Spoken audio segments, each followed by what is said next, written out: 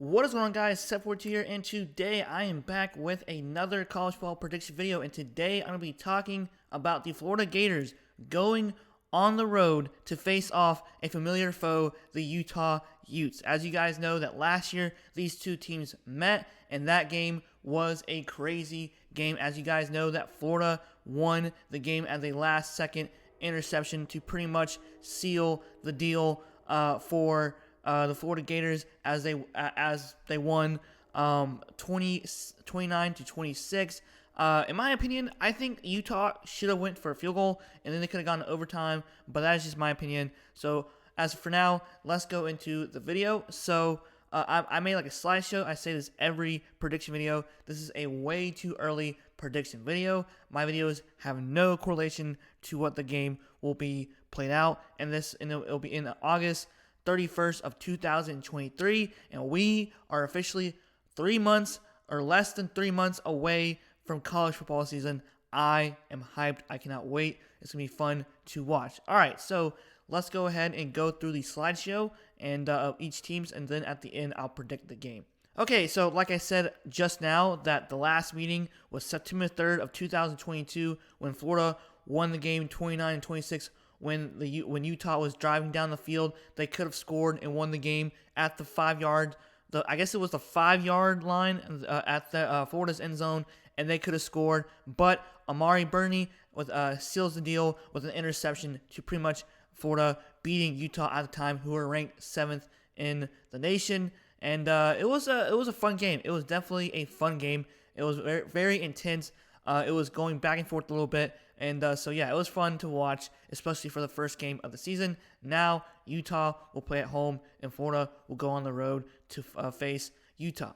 Okay, so the location will be, of course, at Utah, which is the Rice-Eccles Stadium. And I guess the time is to be determined, but my observation, I think that it could be like a 3:30 p.m. game, or it could be like a 7 p.m. game, which would probably be like a 4 or 3 p.m. game over there in Utah, which is like a 2-hour difference between Florida and Utah. So yeah. All right. So coaches, as you guys know from the previous video that I did last week, which is Utah versus Baylor. Now it's Utah versus Florida, which I know it's crazy, but I should have done Utah versus Florida first. But Kyle Whittingham, the current Utah Utes head coach, has pretty much been there since the start of the beginning of his career. His first ever coaching job. He's done a decent job with Utah, winning multiple Pac-12 conference championships, and he's done a good job there with Utah. All right, he had 154 wins and 74 losses. Billy Napier is the new head coach for the Florida Gators. Last year, did okay for a first-year head coach, though they started out pretty strong, and then I guess people had high hopes after they beat Utah, and then they lost to Kentucky, and then pretty much from there on, they kind of had an ups and downs season, just trying to figure out how the team will play. So yeah, he had, as an Appalachian State fan, I know who Billy Napier is. He's a great head coach, in my opinion. He went 40-12 at Louisiana Lafayette, or the Fighting Raging Cajuns. He actually is a good head coach. If Florida fans will be patient with this guy, I think that Billy Napier is the right head coach for Florida. Yeah, even though they went 6-7 last year, but still, I think that he will do a good job with Florida. Okay, so last season, I put the record and then the standings for the conference and then key wins as well. Not really many key wins for Florida. They did go 6-7, 3-5 in the SEC East, fourth, which I said in the SEC East. Key wins, which is funny.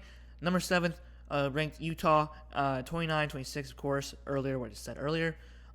Utah, they actually had a really good season last year, though they had some losses that didn't go their way. Then they could have a chance to potentially go to the college football playoffs, but of course they lost to a few key matchups. But they went 10-4, 7-2 in the conference, 4th in the Pac-12, and of course they beat USC, which was a little crazy game at the end, a little sketchy with the refs, but they beat USC at the time ranked 7th in the nation. And of course, funny enough, they played USC again, and this time they pretty much handed USC the loss with 47-24, and they were ranked 4th in the country. Potentially, USC could have gone to the college football playoffs, but instead TCU does, and of course TCU got blown out of the water. As far as I know, I think this is the correct amount of players that went to the NFL. So as you guys know, Anthony Richardson, who was the quarterback at the time, who people thought he was like the next Cam Newton of the Florida Gators, who's the next pro style type of quarterback, but he did get picked 4th in the first round to the Indianapolis Colts. That's a good spot for Anthony Richardson. And in my opinion, I actually really would like to have Anthony Richardson as a Carolina Panthers fan if the Carolina Panthers did not trade up for first round draft pick. I love Bryce Young, so I'm excited as a Carolina Panthers fan. So yeah, they actually had a lot of players get drafted, which is pretty impressive for Florida. So Gavon, Dexter, defensive lineman, 53rd pick in the second round to the Bears. Osiris Torrance, 59th pick in the second round to the Bills. Ventrell Miller, 121st pick in the 4th round to the Jaguars. Wide receiver Justin Shorter, 156th pick in the 5th round to the Bills.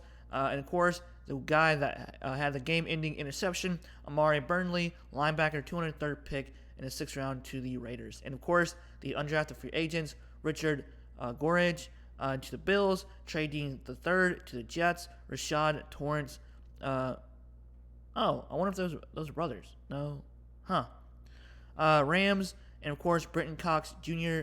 To the Packers. So the Utah Utes didn't really have that whole lot of players get drafted or signed in the undrafted free agency, but Dalton Kincaid, who was one of the best tight ends of the draft, I really would like to have this kid for the Panthers, but the Panthers did not draft a tight end, which stinks. But Dalton Kincaid goes to first round to the Bills, so Josh Allen will have a stud as a tight end. And of course, CB Clark Phillip III drafted 4th round to the Falcons. And of course, Braden Daniels, offensive guard, drafted to the 4th round of the Commanders. And Tavion Thomas, who actually was a really good running back, though had some off-field issues, and that's why he didn't get signed or drafted in this year's draft class, which sucks.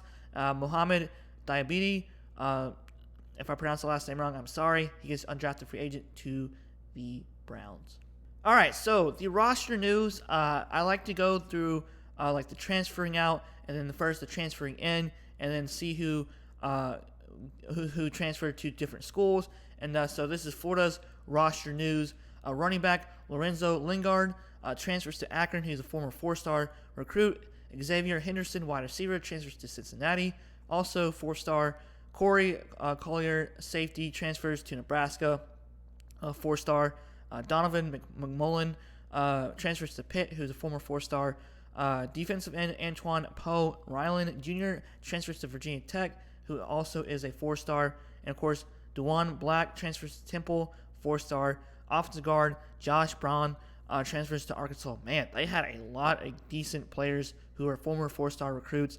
And of course, the list was huge. So I follow this from On3 Sports. They actually do a pretty good job with the transfers in, transfers out, and they compare them with different companies that rate players who are recruits. So yeah, I like On3 Sports. So they're decent with their stuff. So Florida players are recruits, or I guess you can say from the transfer portal, who are transferring in to Florida. We have linebacker Taraj Mitchell from Ohio State, former 4-star. Keontae Goodwin, offensive tackle, 4-star player from Kentucky. Graham Mertz from Wisconsin, who's a quarterback, 4-star player. Then R.J. Moten, who's a safety from Michigan, 4-star player. Offensive tackle Damian George from Alabama, 4-star player. Offensive guard Micah Maskawa from Baylor, who's a 3-star player. Defensive lineman Cam Jackson from Memphis, 3-star player. Deuce Spurlock, linebacker from Michigan, 3-star player. And then, of course, they still have a long list. And if you want to find out their list, go on on3sports.com. And no, I don't work for On3. I just get my information from all these websites, and I'll try to fit as much as possible to see which players transfers in and which players transfers out. All right, so same thing with Utah. We have a lot of players transferring out. Linebacker Ethan Colbert, undecided so far. I don't really know anything about him. Mason Tufega goes to Oregon State, former 4-star player, a recruit. Ricky Parks, undecided, 4-star former recruit. Offensive guard Paul Maley goes to BYU, 3-star. Wide receiver, Chris Reed, undecided. And, of course, cornerback, Malone Matele goes to BYU. That's kind of crazy that 2 players from Utah go to BYU in the same state. It's kind of wild. But, yeah, Elisha Lloyd, cornerback, undecided, 3-star. Defensive edge, Tyler Wiggis goes to Boise State, who's a former 3-star. And, of course, offensive tackle, Tyler Knack, undecided, 3-star. And, of course, the rest of the list is on 3 sports. Okay, so there wasn't many players on the transfer portal that transferred to Utah, but they did get a few good players. Cornerback Miles Battle from Ole Miss, 4-star. And, of course, defensive edge rusher Logan Fano from BYU, who's a former 4-star. And, of course, former UNC player who went to Indiana and then now Utah, who played at UNC, who I'm a UNC fan as well as an Appalachian State fan. Also, so Emery Simmons, who's a former 3-star recruit, transferred from Indiana to Utah. And, of course, linebacker Lavani Damuni from Stanford, 3-star, former 3-star recruit. And, of course, kicker Cole Becker from Colorado, who is a former 3-star recruit. Actually, not bad for a kicker. So, the top 3 players, I like to go from top 3 players on offense and, of course, top 3 players on defense. And so, for now, the quarterback for Billy Napier's team, which would be junior Graham Mertz, who was from Wisconsin, transferred in, and could be the key starter. Though he kind of struggled a little bit with Wisconsin, even though Wisconsin is more like a running type of team before. The Cincinnati head coach is now the Cincinnati head coach is now the the new head coach for Wisconsin. And so yeah, I'm just having a blank in my mind. I can't remember his name, but you guys know who I'm talking about. Anyways, all right. So Graham Mertz actually had a decent season, but not too great with the interceptions. And his completion percentage wasn't all that great either. So he went 164 to 286, 57.3 completion percentage, 2,136 passing yards, 19 touchdowns, and 10 interceptions.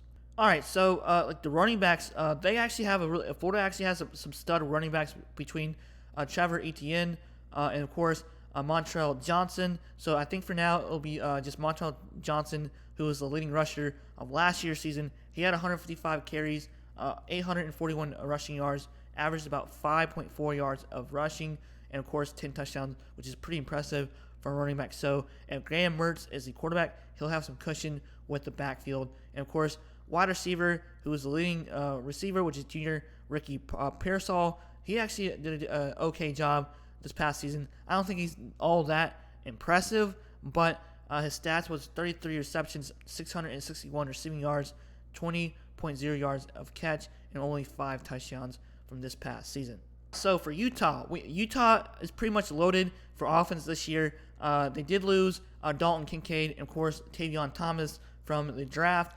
So Cameron Rising, who we all thought may be going to the NFL draft this past season, but decided to stay and potentially be a Heisman consideration for this upcoming season. So this year, he went 249 completions to 385 attempts, 64.7 completion percentage. Not all that great, but still, that's pretty much decent for a college quarterback. 3,034 passing yards, pretty good. 26 touchdowns, pretty good. And, of course, only had 8 interceptions. Not bad at all. All right, so running back freshman Jaquindon Jackson had a great season this past year. Actually, to the backup Tavion Thomas, he had 78 carries, 531 rushing yards, averaged about 8.0 yards of carries, and, of course, 9 touchdowns as well. Pretty impressive for a freshman running back. All right, so as far as I know of, for wide receivers, we have Devon Vele. He actually had a decent season last year. 55 receptions, 695 receiving yards, 12.6 yards of catch, and of course 5 touchdowns for Devon Vele. Okay, so the top 3 players, I like to go from the defensive line, then I like to go for the linebackers, and then of course the secondary as well, and pick the best 3 players that filled those positions for defense. And of course, this is who I have for Florida. We have defensive lineman or linebacker Princely Uman Milan. I can't pronounce the last name. He actually had a decent season last year, totaling 39 total tackles, 16 solo, averaged about 4.5 sacks, and of course had 2 forced fumbles last year. So pretty decent season last year. I don't know. I think they said that it says he's a defensive lineman, but they put him as a linebacker, I guess, for like a hybrid type of thing, like maybe like a 3-4 defense, something like that. But anyways, it is what it is. All right, so linebacker freshman Shamar James had a good season as a freshman. So 47 total tackles, 18 solo, 2 sacks, 1 forced fumble, and of course 1 fumble recovery. So he is a key guy for next year's season. And of course, safety freshman Kamari Wilson also will be another key guy for the Florida Gators. Had 39 total tackles, 19 solo, 1 forced fumble, and 1 pass deflection for the top 3 players on defense for the Florida Gators. So for the top 3 players for defense for Utah, we have defensive lineman junior. I don't know why I said that twice. Oops. Anyways, Connor O'Toole. He had 41 total tackles, 22 solo tackles, 1.5 sacks, and 1 fumble recovery. And of course, linebacker sophomore Lander Barton. He had 46 total tackles, 26 solo, 4.5 yards sacks average, 1 forced fumble, 1 fumble recovery. So I guess that's the 1 fumble he recovered, and of course 1 pass deflection. So that's gonna be a key player for Utah for next year. And of course, sophomore safety Cole Bishop is back with Utah. He's also going to be a key player on defense for Utah with 83 total tackles, 47 solo, average 1.5 yard sacks, 1 fumble recovery, and 1 interception. So those are going to be 2 key players, as well as junior Connor O'Toole. So they're going to be pretty much have some comfortability with Utah's defense for next year. So now for team stats, we have offense and we have defense. For Florida, yards per game average about 424.1 yards averaged, and of course for passing, we have 223.8 yards passing. For rushing, 200.1, and of course points per game, they average about 29.5 points per game. And for Utah, they average points per game 406 or yards per game. 466.9. Passing yards per game, we have 249.2. Yards rushing per game, we have 217.6. And points per game, which is 38.6. The Pac-12, in my opinion, is a little similar to the Big 12, where their defenses, in my opinion, aren't all that great. But I think Utah was still a really good team of last year. So for defense, Florida yards allowed per game. Their defense wasn't so great last year. They struggled a lot lately. They went 6-7, and they went up and down last season. They averaged about 415.8 yards allowed per game. Passing yards allowed, they had 239, not so great. Rushing yards allowed, 176.2, and of course points allowed per game, 28.8. Now, like I said earlier, the Pac-12 is almost similar to the Big 12, and of course, points allowed per game for Utah, which is 20.4, so not all that great. Still, only a touchdown less than Florida. So yards allowed per game, still pretty decent, 325.3. Passing yards allowed, 218.3. Rushing yards allowed, 107.0. That's actually pretty good for Utah. So there you have it with the team stats. Okay, so this video may seem a little biased, but I'm not a Utah fan. I'm not a Florida fan. So this is just me making a prediction, or from my observation or assumption. I think that Utah will most likely win this game by 3 points or more, because I think that Utah wants this game badly for revenge. As you guys know, that Florida won last year by 3 points, so I think that's a valid reason for Utah. And plus, it's at home, it's in the mountains, the elevation, the altitude could affect Florida, but who knows? I could be totally wrong. Cam Rising's back. We don't know how well Graham Mertz is going to do with the new system, with a new coach, but I think Billy Napier is going to do a good job with Florida. So I think that Utah will win their first game of the season. And of course, minus 3 points is a respectable prediction in my opinion. All right, guys, let me know what you guys think about this game. Who do you think is going to win this game? And comment down below who do you think the better team is. And if I missed anybody, if I missed any like recruits, or if I missed any players transferring out, or any players who's going to be the starting key player. So yeah, let me know in the comments down below. Thanks for watching Set 42 here. More college football prediction videos on the way, and see you guys next time. Peace.